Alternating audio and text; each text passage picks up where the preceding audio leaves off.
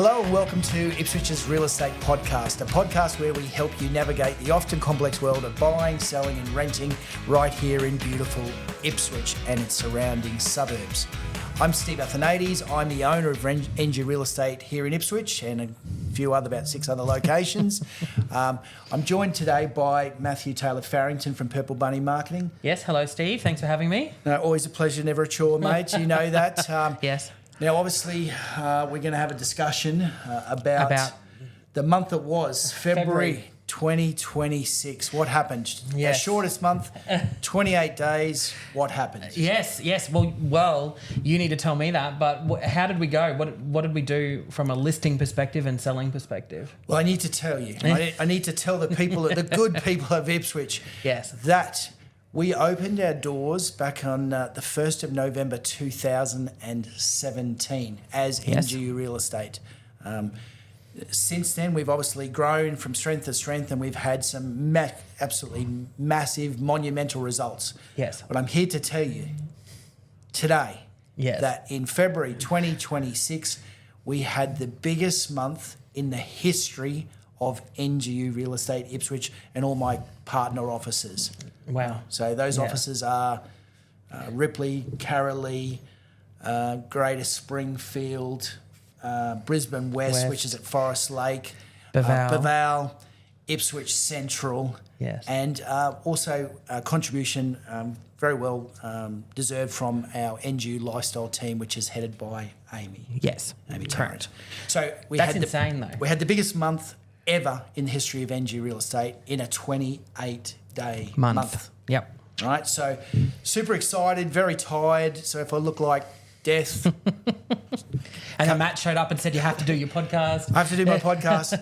But, mate, look, for the month of February, 28 days, 121 properties listed for sale. That's crazy. Absolutely massive. For the people of Ipswich and everyone who's trusted us, some people are local, some people are investors and interstate and all those sorts of things. But to everyone, thank you for trusting our offices to look after your property needs.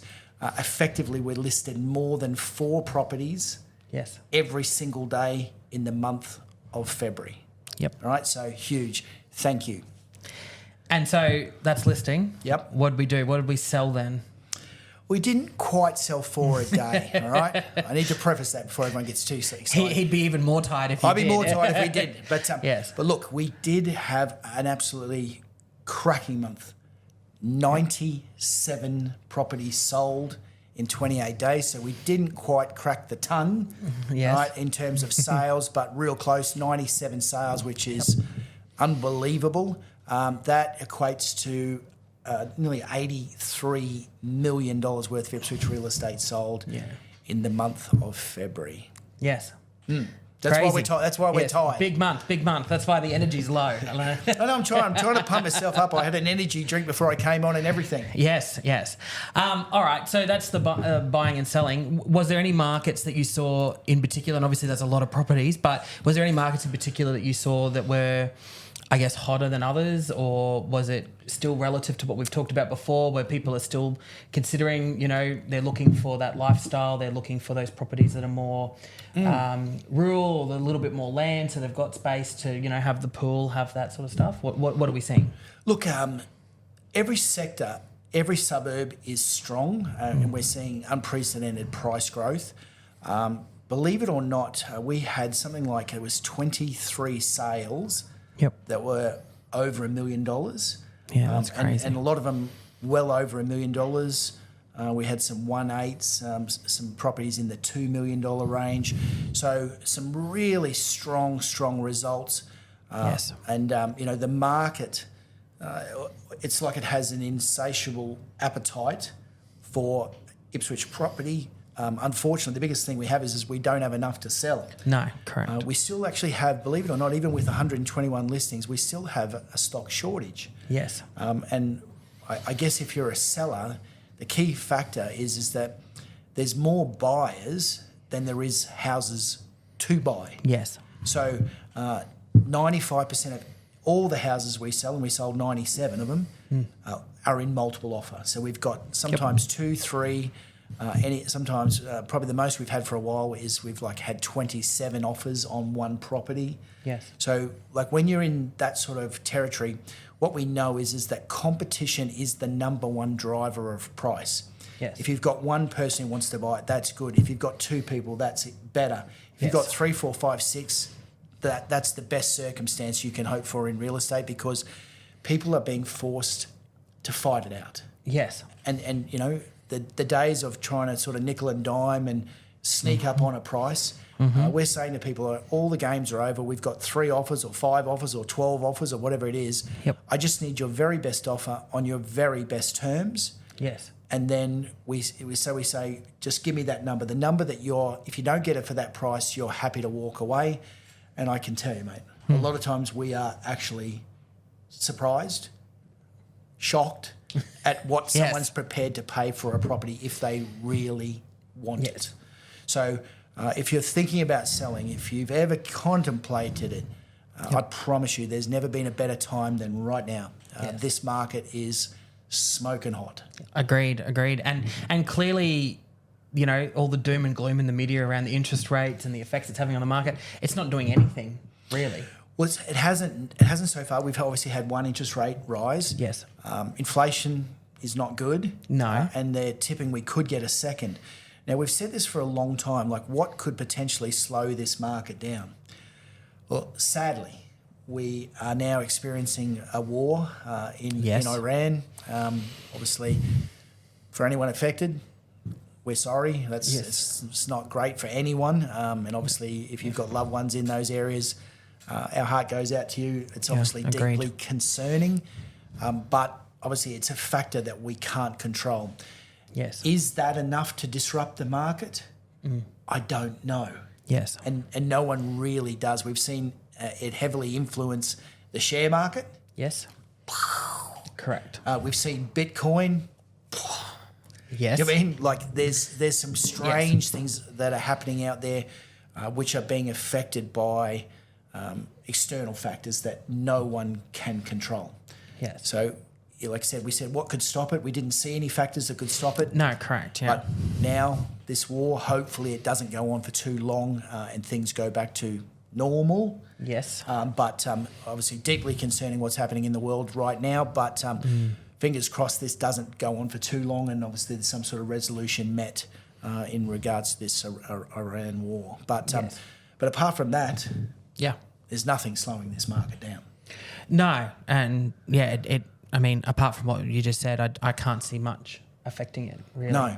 And as you said, you know, before, we've got more buyers than we do properties, so the demand is always going to be there, and as that continues... Yeah. So. And look, there's an inherent problem, and I was just had a conversation with someone else today about... the federal government's got this great plan of building, literally thousands of homes, but they're thousands of homes behind. You're sort of thinking, like, surely in a country as advanced as ours, like, why is it so hard just to build some houses? Yes. So that people have some choices and there's some affordable choices. Okay, like the houses don't have to be the flashiest things in the world. No. Because not everyone can afford that anyway, but...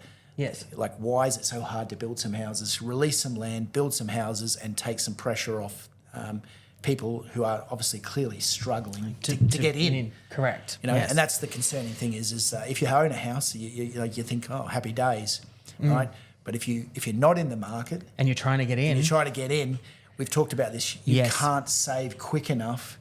To keep up with the prices that keep on increasing. So, obviously, for anyone out there who is trying to get in the market, again, keep trying, get yourself in there, save hard, and hopefully we get you into that property market soon, and you start to benefit from the rises that we continuously talk about on this podcast. Yes. So obviously we've talked now about what you've listed and what you've sold, but obviously there is the other side of things where rentals, and not so long ago we talked about that, and they were also a shortage and people were paying ridiculous money for that. Where are we sitting now with rentals, and how do we go?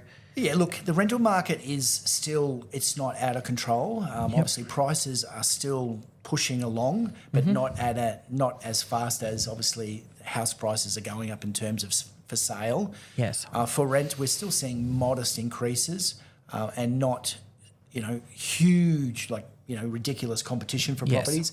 So generally speaking, that market is relatively stable. Yep. Right. We rented for the month. We've rented 15 homes for the month. Yes. We brought on 7 new managements. So we're obviously continuously always adding to our portfolio and obviously trying to provide affordable housing to the people that need it. Yes. But yeah, 7 new managements for the month. So always encouraging that we continuously adding to our portfolio. Yep. Agreed. All right. Well, we might change it up a little bit. We got some questions here for you. Beautiful. So some of our viewers out there. Yep. So we've got Nathan. He asked, what are the suburbs that you're watching right now in the terms of growth? Look, Brussels started off a little bit slow in some of our and some sectors of it in the 4-bedroom, 2-bathroom. Yep. We didn't think it was growing as quickly as some other sectors. In recent times, Brussels has taken off, and we're starting to see a real sort of uplift in that sort of price point in the low set 4-bedroom, 2-bathroom, double garage sort of low set brick. So that one's Brussels really taken off. We just set a suburb record in the 1788 estate. We just sold a property for $1,030,000. That property's just gone unconditional last week, so it will settle. That sets a new price record for that 1788 estate. Nothing's ever sold over $1 million in there previously. Where we are seeing some growth in terms of even suburbs, like some of our core suburbs that have units and townhouses. Yep. So Beval, East Ipswich, some parts of North Ipswich, some of those places where there is more units or townhouses. We've seen some really strong growth, and I'm expecting that unit and townhouse market will continue to get stronger because house prices themselves are so high. Yes. And the last sector of the market that tends to come up is that unit townhouse. But now it's starting to look relative to a house really quite affordable. Yes. So you will see as people start to shift focus and think, well, maybe I can't afford a house on a suburban block of land. I could consider a unit or a townhouse. Yes. Because they're jumping in because they see value for money. But we expect in that sort of, especially in that Beval, East Ipswich, North Ipswich, where we're seeing units and townhouses, we will see price rises in those suburbs. Yes. In that class of property. Yep. Perfect. And Amy, Amy has asked, do you think property prices can keep rising like this, or are we due to slow down? And obviously we've kind of talked about that a little bit. We talked about the war, but see, let's set the war aside because obviously, again, that's something that no one here can control. Yeah. But generally speaking, the pricing has slowed down in terms of the quarterly rate of increase. I've seen a couple of articles where Brisbane house prices rose over the last 12 months on average by $152,000. Right, so like it's quite a lot. You break that even if you divide it by 4. Do you mean you're talking about increases of like $30,000, $32,000 every 3 months? Every quarter they're going up $30,000. Yep. Okay, you can't save that quick. No, and that's why we keep saying to people, you need to jump in the market as quick as you can. Yes. Right. So, but generally speaking, I don't see anything really slowing it down. If the trend continues, and obviously if inflation continues to rise, we will potentially see interest rates continue to rise. Yes. That may slow us down a little bit. But apart from the war, the only other thing that will potentially slow us down is increased interest rates. Yeah, agreed. And I guess the last thing from me is congratulations, but we heard that you got top agent again for Brussels.